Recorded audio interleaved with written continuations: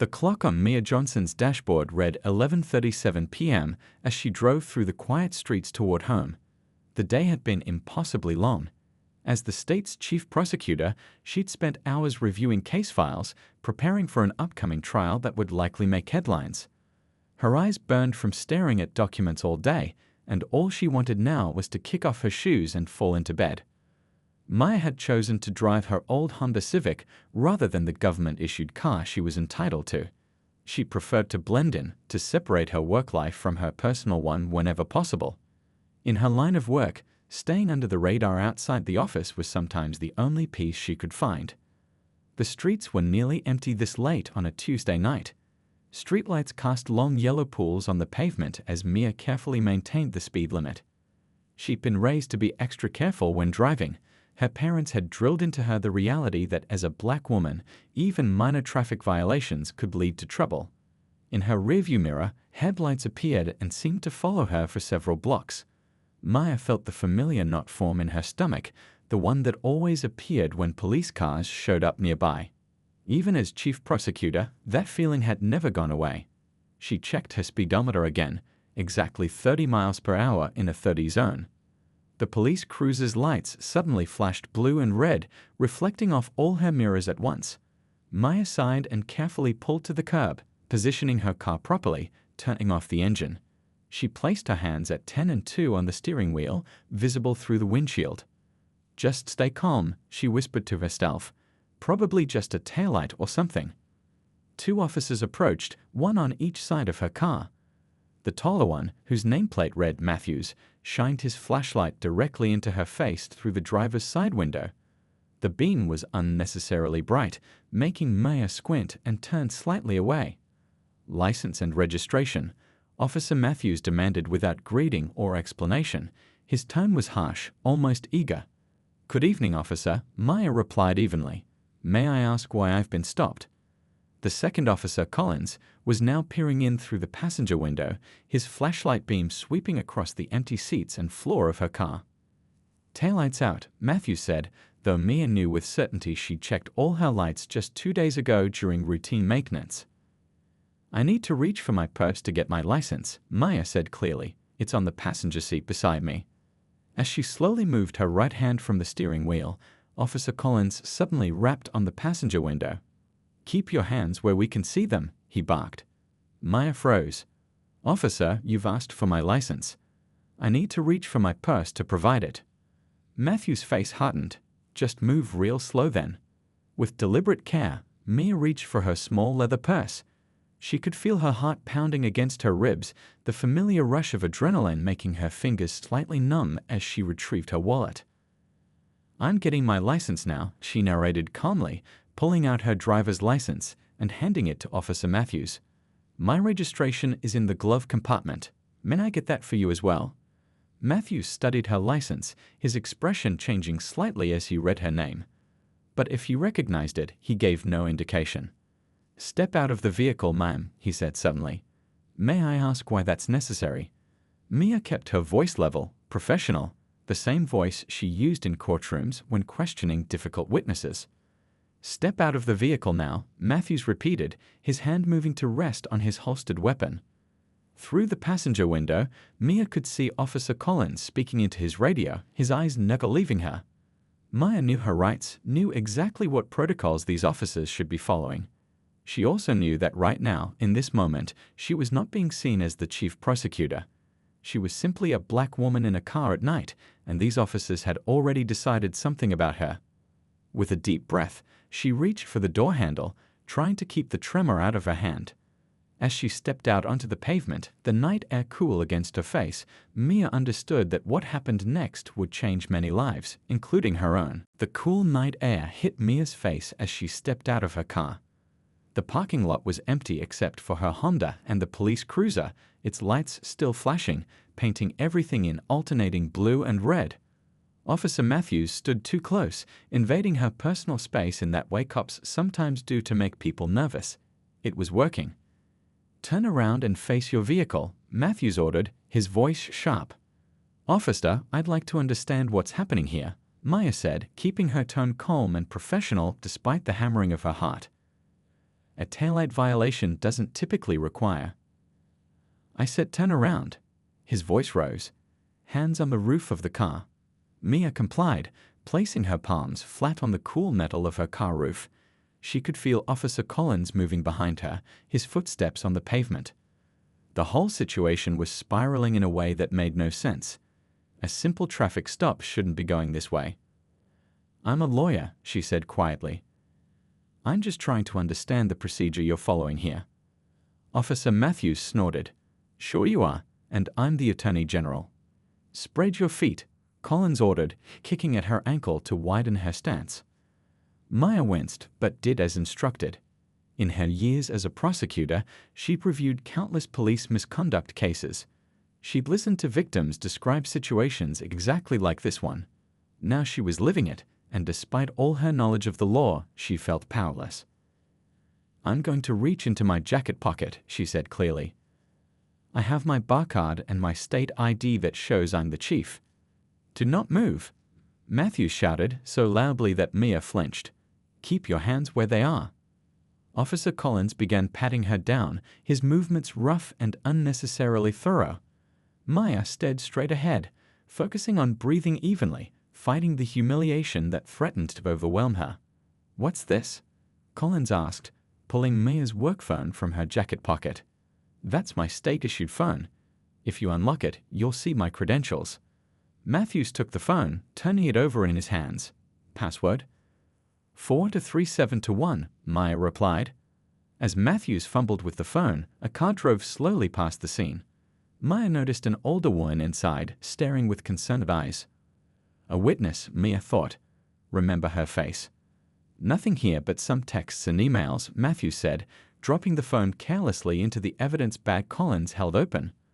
Look in my wallet, Maya insisted. My ID clearly states. You have the right to remain silent, Matthews interrupted, pulling handcuffs from his belt. Anything you say can and will be used against you in a court of law. The absurdity of the situation would have been laughable if it weren't so terrifying.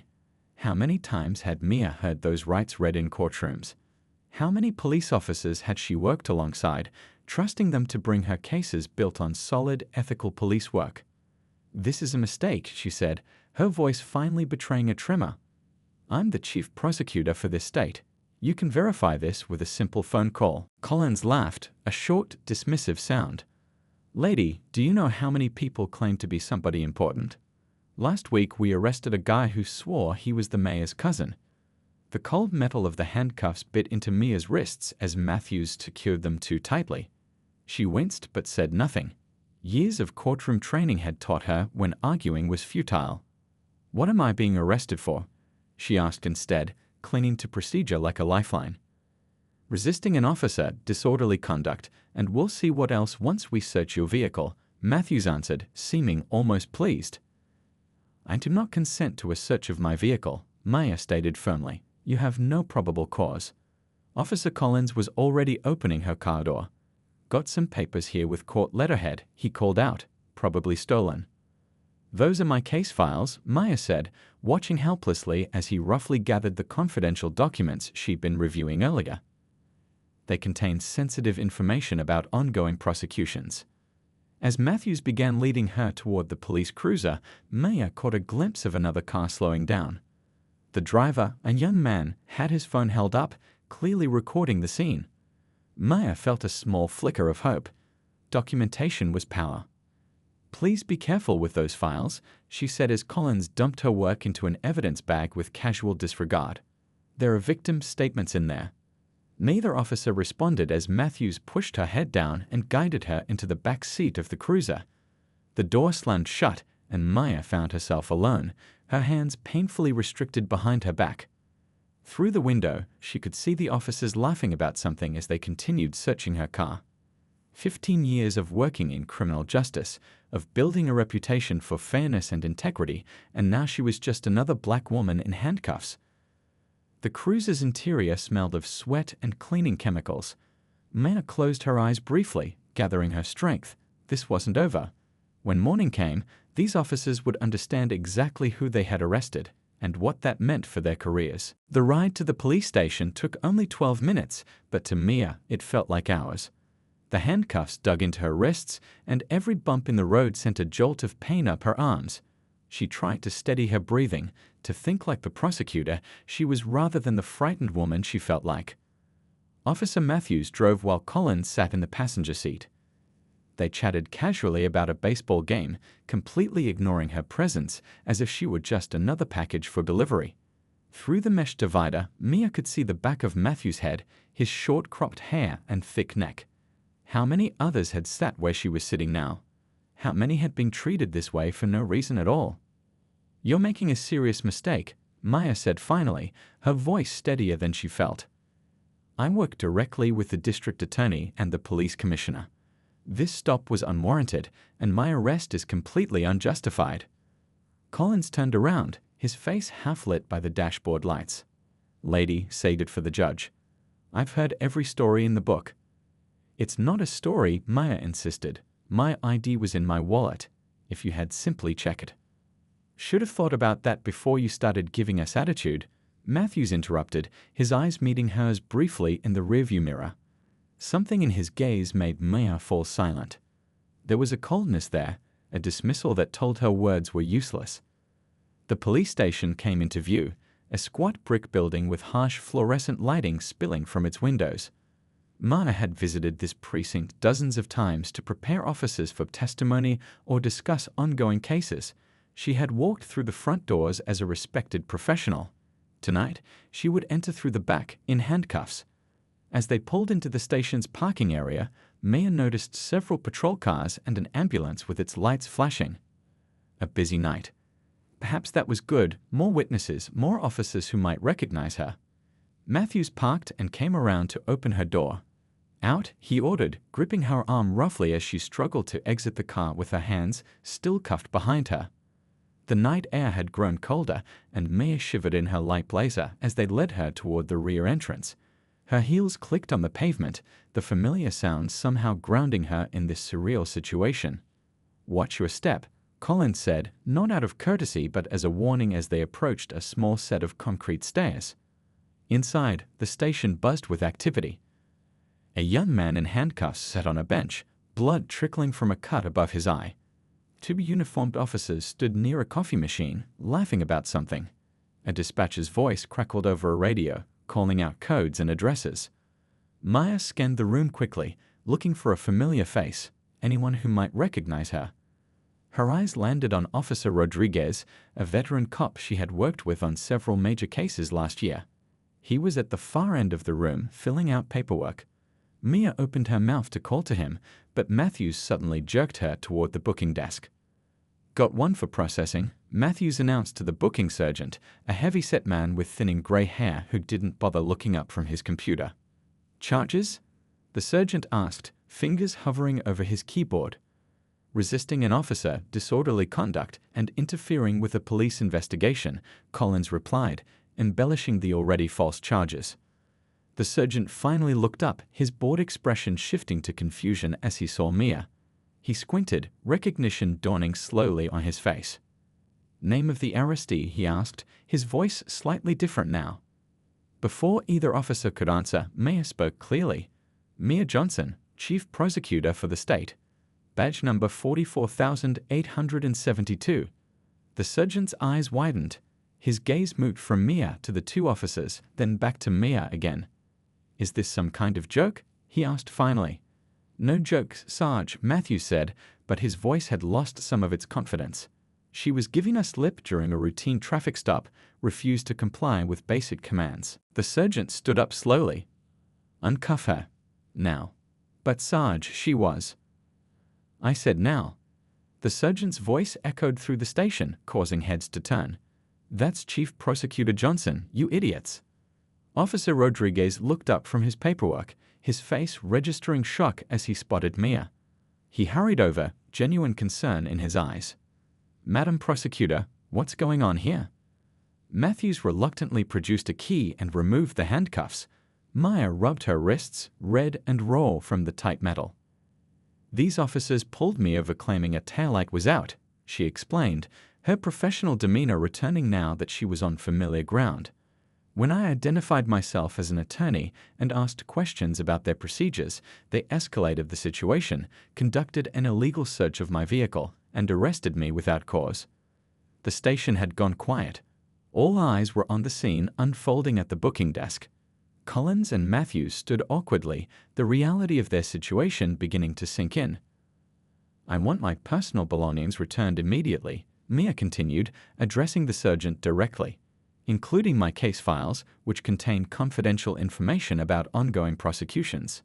"Yes, ma'am, right away," the sergeant replied, shooting a venomous look at Matthews and Collins. "And I want to personally apologize for—" "Save it," Mia cut him off, her voice calm but firm. "What I want right now is a private room, a telephone, and the name and badge number of every officer involved in this incident. And I want them now." The power dynamic had completely reversed. Now it was the officers who looked uncomfortable, uncertain. Mia stood straight, shoulders back, every inch the chief prosecutor despite her disheveled appearance. As Rodriguez led her to a private office, Mia caught a glimpse of Matthews and Collins being called into what was clearly the captain's office. The night was far from over for any of them. The captain's office was small but comfortable, with awards and family photos lining the walls. Captain Rivera, a veteran officer with salt and pepper hair and tired eyes, handed Mia a cup of coffee and took a seat across from her. His face was a mixture of embarrassment and concern. "I can't begin to tell you how sorry I am about this incident, Madam Prosecutor," he said, his voice sincere. "Nothing like this should ever happen to anyone, let alone someone of your standing." Mia took a sip of coffee, wincing slightly as the movement pulled at her sore wrists. "My standing shouldn't matter, Captain. This shouldn't happen to anyone." The captain nodded, looking down at his desk. "You're absolutely right." Outside the office window, Mia could see the station buzzing like a kicked beehive. Word had spread quickly. Officers were huddled in small groups, talking in low voices. The booking sergeant was on the phone, his face pale. Matthews and Collins sat in separate corners, being questioned by superior officers who looked furious. "I've called the commissioner," Captain Rivera said, breaking the silence. "He's on his way." "The chief of police as well." Mia nodded, not surprised. This was already becoming a major incident. By morning, it would be a full-blown crisis for the department. "My case files?" she asked. "Being collected and returned as we speak," Rivera assured her. "Nothing has been processed into evidence yet." The door opened and Officer Rodriguez entered, carrying Mia's purse and phone. He handed them to her with a respectful nod. "Your car is being brought here from the scene, Madam Prosecutor," he said. "We've verified all lights are working perfectly, including both taillights." "Thank you, officer," Mia replied, grateful for his professional tone. At least someone in this station remembered how to do their job properly. As Rodriguez left, Mia checked her phone. 12 missed calls, most from her assistant, who was probably wondering why she hadn't arrived home yet. It was nearly 1:30 a.m. now. "I need to make some calls," she said to the captain. "And I'll need a copy of the officer's body camera footage." Rivera shifted uncomfortably. "About that, it appears Officer Matthews didn't have his camera activated during the stop." Mia's eyes narrowed. "And Officer Collins?" "His camera was on, but there seems to be some issue with the footage. It's corrupted or missing." Of course it was. Mia had seen this pattern too many times in her career. "That's very convenient," she said coldly. The captain at least had the decency to look ashamed. "We're looking into it." A commotion outside drew their attention. Through the window, Mia saw Police Commissioner Taylor striding through the station, his face thunderous. Behind him was Chief of Police Donovan, still buttoning his uniform jacket as if he dressed in a hurry. "The commissioner's here," Rivera said unnecessarily, standing up. "I should brief him." "I'll brief him," Mia replied firmly. "But first, I'm calling my team." When the captain left, Mia quickly dialed her chief of staff, Lei Wei. Despite the late hour, he answered on the second ring. "Mia, where are you? Is everything okay?" "Why, I need you to listen carefully," she said, keeping her voice steady.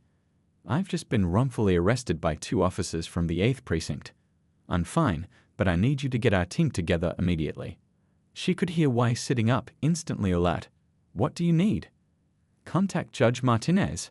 I want warrants ready to secure all footage from patrol cars, body cameras, and station surveillance. I want the officers' disciplinary records and complaint histories. And call Brian at the Times. We'll need press coverage on this. On it, Way replied without hesitation. Anything else? Maya looked out at the station, where Commissioner Taylor was now shouting at Captain Rivera, his face red with anger. Yes, contact Annie from Civil Rights Division. By morning, I want a full task force ready to review every arrest these officers have made in the past 5 years. As she ended the call, Commissioner Taylor entered the office without knocking, Chief Donovan right behind him. Madam Prosecutor, Taylor said, his face ashen. I cannot express how deeply. Maya held up her hand, stopping him mid-sentence. Commissioner, with all due respect, save the apologies for the press conference tomorrow. Right now, I need answers. For the next 20 minutes, Maya laid out exactly what had happened, her prosecutor's memory capturing every detail, every word spoken. As she described the traffic stop, the illegal search, and the officer's behavior, the commissioner's face grew increasingly grim. They will be suspended immediately, he promised when she finished. Pending investigation and likely termination. That's not enough, Maya replied, her voice quiet but firm. This isn't just about 2 officers, Commissioner. This is about a culture that allowed them to think they could act this way. This is about missing body camera footage and complaints that were probably filed away and forgotten. Outside the office, she could see Matthews and Collins being escorted out, no longer in uniform. Officer Rodriguez approached the office, knocking respectfully. Madam Prosecutor, your car has arrived. I've personally verified all your case files are accounted for. Maya nodded her thanks, then turned back to the Commissioner and Chief. Gentlemen, I'll be leaving now. Tomorrow at 9 a.m., I expect both of you in my office with full reports on these officers and any complaints against them. We have a lot of work to do. As she gathered her belongings, Maya caught her reflection in the office window. Her normally perfect hair was disheveled, her blazer wrinkled, the marks from the handcuffs still visible on her wrists, but her eyes were clear and determined. This wasn't over. It was just beginning. Mia barely slept that night. By the time she got home, showered, and tried to unwind, it was nearly 4 a.m. Her wrists still bore the faint red marks from the handcuffs, a physical reminder of what she'd endured. She sat on her couch, wrapped in a soft blanket, watching the sun slowly rise through her living room window. Her phone hadn't stopped buzzing with messages from her team, the mayor's office, civil rights attorneys, and reporters who had somehow already caught wind of the story. Word traveled fast in their city, especially when it involved someone like her. At 6:30 a.m., she called her mother, wanting her family to hear the news from her directly rather than seeing it on morning television. They did what? Her mother's voice was a mixture of outrage and the weary lack of surprise that came from being a black woman who had seen this story play out too many times before. I'm okay, Mom, Maya assured her. But this isn't going away quietly. I'm going to use what happened to make real changes. By 8 a.m., Maya was dressed in her sharpest suit, hair perfectly styled, makeup carefully applied to hide her exhaustion. She drove to her office, where her team was already assembled, fueled by coffee and determination. Lai Wei had been working through the night, compiling information and preparing statements. The press is all over this, he said, handing her a tablet showing headlines from every major news outlet in the state. Channel 8 wants an exclusive. The Times has a reporter waiting in the lobby. Maya scanned the headlines. States TOPPROSECUTO WORONGFATULOARESTD POLACDET in their own BOSS. Racial PO verifile ING at out of CONTWROVRSI. CHIEFPROCDCUKO XPRINCS JUSDIC from other side. The police union has already issued a statement, Wei continued. They're calling it an unfortunate misunderstanding and asking for patience while facts are established. Mia handed back the tablet. We're not giving exclusives to anyone. Schedule a full press conference for noon. And get me those officers' records. Her assistant, Tanya, appeared in the doorway. Commissioner Taylor and Chief Donovan are here. Send them in. The 2 men entered, both looking like they hadn't slept either. Taylor carried a thick folder. Donovan couldn't quite meet Mia's eyes. "Madam Prosecutor," Taylor began, "I've brought everything we have on Officers Matthews and Collins." He placed the folder on her desk. Mia opened it and began reading, her expression growing darker with each page. 5 civilian complaints against Matthews in 3 years, all from people of color, all dismissed. Collins had 7 complaints, 3 involving excessive force. Internal Affairs had cleared them both every time. "This is exactly what I expected," Mia said, closing the folder. "A pattern of behavior that was ignored and enabled." "We've placed both officers on administrative leave," Chief Donovan said, "pending a full investigation." "And the missing body camera footage?" Taylor shifted uncomfortably. "It is still working on recovering Officer Collins' footage. As for Matthews, he claims his camera malfunctioned." "How convenient," Mia replied. "Fortunately, we don't need it. A civilian recorded part of my arrest on their phone. My team is tracking them down now." Both men paled slightly at this news. "What can we do to make this right?" Donovan asked. "You can't make it right," Mia said simply. "But you can help me use this to create real change." She stood and walked to the window, looking out at the city she'd sworn to protect and serve through law and justice. Below, she could already see news vans gathering. "Gentlemen, by this time tomorrow, everyone in the country will know what happened to me. We have 2 choices. We can treat this as an isolated incident, punish 2 officers, and move on. Or we can acknowledge this as a symptom of a much deeper problem and commit to meaningful reform." She turned to face them. "I'm choosing the second option. The question is whether you'll stand with me or against me." After the men left, Mia met with her team to prepare for the press conference. They gathered in the conference room, spread out papers, statistic sheets, and reports across the long table. "We need to focus on solutions, not just the problem," Mia told them. "I don't want this to be just about me. This happens to people every day who don't have my platform or protection." At 11:45, Wayne knocked on her office door. "They're ready for you downstairs." The room is packed, every news outlet in the state, plus CNN and Fox. Mia nodded, gathering her notes. "What about the video?" "We found him. A college student named Tyler. He caught the last part of your arrest on his phone. It's not great quality, but it clearly shows you weren't resisting." "Have we verified the dash cam footage from the police cruiser is also missing?" Mia asked, making air quotes. "Completely gone," Way confirmed. "They're claiming a system error affected multiple vehicles that night." "Of course they are." Mia stood, straightening her jacket. "Let's go make some noise." The press room was indeed packed, cameras and microphones everywhere. As Mia walked to the podium, flashbulbs popped and reporters called out questions. She raised a hand for silence, and the room gradually quieted. "Last night, I experienced something that happens to far too many people in our community," she began, her voice strong and clear. "I was profiled, stopped without cause, treated with contempt, and arrested despite having committed no crime." She recounted the events calmly but unflinchingly, describing every detail of how she had been treated. "The only unusual thing about my experience is that I happen to be the chief prosecutor.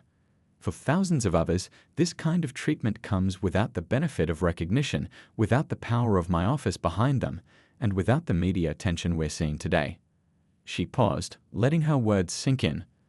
"This isn't about 2 officers who made a mistake. This is about a system that allows such mistakes to happen repeatedly without consequence. This is about missing body cameras and vanishing footage. This is about complaints that are filed and forgotten." Mia looked directly into the cameras, knowing her next words would reach beyond the room. "Today, I am announcing the formation of a special task force to review every arrest made by these officers over the past 5 years. But we won't stop there. This incident has opened a door that will not be closed again." The days following the press conference were a whirlwind. Mia's phone rang constantly, her inbox overflowed, and people stopped her on the street to share their own stories of encounters with police. Her case had struck a nerve, opening floodgates of similar experiences from across the community. On the 3rd day, Mia sat in her office reviewing the mountain of files her team had pulled on Officers Matthews and Collins. The pattern was disturbing but not surprising. Both officers had numerous complaints, particularly from Black and Latino drivers they'd pulled over. Most cases had been dismissed due to lack of evidence or conflicting accounts. Without video proof, it had always been the officer's word against the civilians. A knock at her door interrupted her reading. It was Wei, carrying a tablet. "You need to see this," he said, handing it to her. On the screen was a social media post that had gone viral overnight. A young black woman named Tasha had posted her own story of being pulled over by Matthews and Collins 6 months earlier. Her account mirrored Mia's almost exactly. The same false claim about a taillight, the same aggressive behavior, the same refusal to listen when she tried to explain herself. The difference was that Tasha had spent 2 nights in jail before her family could post bail. She'd lost her job because of it, and the arrest remained on her record despite the charges being dropped weeks later for lack of evidence. "There are dozens more coming forward," Wei said quietly, all with similar stories.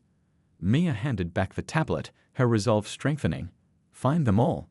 I want statements, dates, case numbers, everything we can verify." That afternoon, Maya received an unexpected visitor.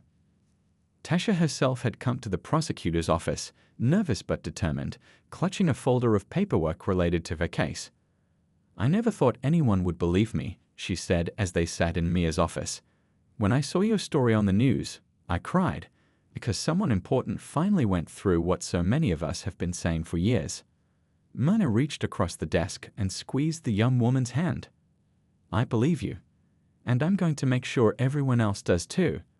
By the end of the week, Mia's team had identified 37 cases involving Matthews and Collins that showed clear patterns of misconduct. The mayor called, concerned about the growing public outcry. "This is getting out of hand," he said anxiously. "The police union is pushing back hard. They're saying your crusade is destroying morale in the department." "This isn't a crusade, sir," Maya replied firmly. "This is accountability. And if holding 2 bad officers accountable destroys morale, then we have bigger problems than I thought." The following Monday, Mia scheduled another press conference.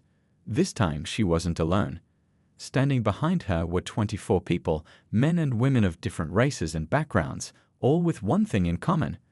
They had all been wrongfully stopped or arrested by officers Matthews or Collins. The room fell silent as Maya stepped to the microphone. "Last week, I told you about my experience. Today, I want to introduce you to just some of the people who've endured similar or worse treatment without the protection of a title or the power of an office." One by one, they stepped forward to share their stories. A college student who missed his final exams because he was held for 48 hours on false charges. A nurse who was dragged from her car while still in scrubs. A father who was handcuffed in front of his children for questioning why he'd been pulled over. "These aren't isolated incidents," Mia continued when they had finished. "These are symptoms of systemic problems that we can no longer ignore."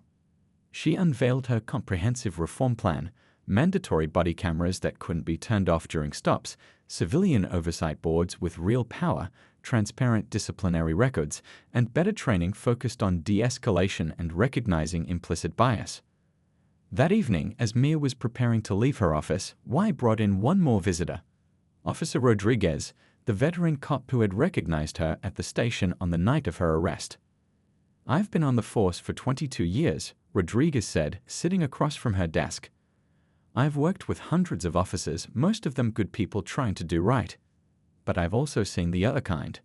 The ones who wear the badge as a shield for their worst instincts." He placed a flash drive on her desk. "Matthews and Collins aren't the only ones. This has names, dates, incident reports, officers with multiple complaints who've never faced consequences." "I should have spoken up sooner." Maya looked at the drive, then back at Rodriguez. "Why now?" "Because someone finally has the courage and the power to do something about it," he replied simply. "And because I became a cop to protect people, not to watch them be harmed by the same system that's supposed to help them." After he left, Mia sat alone in her office, the flash drive heavy in her hand. She had started this fight because of what happened to her, but it had quickly become much bigger than her personal experience. People were finally being heard. Change was possible. Her phone buzzed with a text message from her mother. "Saw you on the news again. So proud of you. Your father would be too." Maya smiled, remembering her father, a civil rights attorney who had taught her that justice sometimes required courage and sacrifice. He had always told her that true change wasn't about tearing down systems, but about making them work the way they were supposed to, for everyone equally. Tomorrow would bring more battles. The police union was fighting back hard. Some officers felt unfairly targeted. Politicians were nervous about taking sides. But tonight, for the first time since her arrest, Mia felt something she hadn't expected: hope. 6 months after that night when Mia's car was pulled over, the city looked different. Not in its buildings or streets, but in the way its systems worked. Change had come, not easily but steadily, pushed forward by a woman who refused to let her experience fade into just another forgotten story. On a crisp autumn morning, Maya stood at the front of the police academy's largest classroom. Before her sat 60 officers, some veterans, some rookies, all part of the first group to undergo the new mandatory training program she had helped create. "I'm not here to vilify police work," she began, her voice clear and confident. "I'm here because I believe in what good policing can and should be." The officers watched her with mixed expressions, some curious, some skeptical, a few openly hostile. Maya had expected this. Change never came without resistance. 6 months ago, I was wrongfully arrested by 2 officers who are no longer on the force, she continued. But this isn't about those 2 men. This is about making sure what happened to me, and to countless others without my platform, doesn't keep happening. At the back of the room, Commissioner Taylor and Chief Donovan stood watching. Both men had initially resisted Mia's reforms, worried about backlash from the rank and file. But after the evidence became irrefutable, after more victims came forward, after the public demanded action, they had little choice but to support her. Today you'll learn about implicit bias, the unconscious associations we all carry that can affect our decisions without us even realizing it, Mia explained. You'll practice de-escalation techniques that can prevent routine stops from turning dangerous. And you'll hear directly from community members about how police interactions have shaped their view of law enforcement. She gestured to the door, and Tasha walked in, along with 3 others who had shared their stories at that press conference months earlier. Maya watched the officers' faces as these ordinary citizens described their experiences: the fear, the humiliation, the lingering distrust. "These aren't prosecutors or politicians," Maya told the officers. "These are the people you've sworn to protect and serve. Their experiences matter." After the training session, Mia met with Wei in her office to review the latest numbers. The data showed promising changes: complaints about traffic stops down by 30%, use of force incidents decreased by almost half, and voluntary reporting of potential misconduct by officers themselves had increased significantly. "The body camera program is making a difference," Wei noted, sliding a report across her desk. "Having footage that can't be deleted or accidentally turned off is changing behavior on both sides." Mia nodded, remembering how hard she had fought for that particular reform. The police union had pushed back fiercely, claiming it showed distrust of officers. But after several more viral videos of questionable stops had emerged in the weeks following her arrest, public pressure had won out. "What about the review of past cases?" she asked. Wei's expression grew more serious.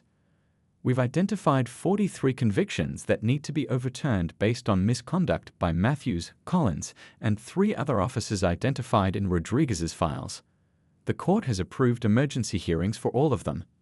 Maya felt a complex mix of emotions: satisfaction that justice might finally come for these people, but deep regret that they had suffered in the first place. "And the civil suits?" 17 so far, Wei replied. "The city attorney wants to settle most of them quickly and quietly." Maya shook her head. "No quick settlements with confidentiality agreements. These people deserve their day in court if they want it, and the public deserves to know what happened." That evening, Maya was invited to speak at a community center in the same neighborhood where she'd been arrested. The room was packed: families, activists, church groups, and a number of police officers who had chosen to attend on their own time. As Mia took the stage, she saw Officer Rodriguez in the audience. He gave her a small nod. Since providing that flash drive with evidence of wider misconduct, he had become an unexpected ally, encouraging fellow officers to embrace rather than resist the reforms. 6 months ago, I stood before cameras and promised change, Mia began. Today, I'm not here to tell you that everything is fixed. Meaningful change takes time, commitment, and constant vigilance. But I am here to tell you that your voices matter, your experiences matter, and together we are being heard. She outlined the progress made, the new Civilian Oversight Board with actual power to discipline officers, the revised training program, the complete overhaul of how complaints were handled and tracked. But she also acknowledged the work still to be done. True justice isn't about punishment alone, she told the crowd. It's about creating systems that work fairly for everyone, regardless of who they are or what they look like. After her speech, people lined up to talk with her. An elderly woman hugged her tightly, whispering thanks in her ear. A teenager asked how to become a prosecutor like you, who actually cares. A veteran officer told her, somewhat grudgingly, that the new training was actually making us better at our jobs. As the crowd thinned, Maya spotted a familiar face, the young man who had recorded part of her arrest on his phone. That video had become crucial evidence when the police footage mysteriously disappeared. I never thought filming that night would lead to all this, he told her. I just saw something wrong happening and wanted proof. Maya smiled. Sometimes that's all it takes, one person willing to bear witness. Driving home that night, Mia passed the spot where she'd been pulled over 6 months earlier. She still felt a flutter of anxiety whenever she saw flashing police lights, a reaction she suspected would never fully disappear. The trauma of that night had left its mark. But as she looked at the changes spreading through her city, officers being held accountable, victims being heard, systems being reformed, she knew that her personal pain had helped spark something important. Not just for her, but for all those who had suffered in silence before her. The work wasn't finished. It might never be truly complete.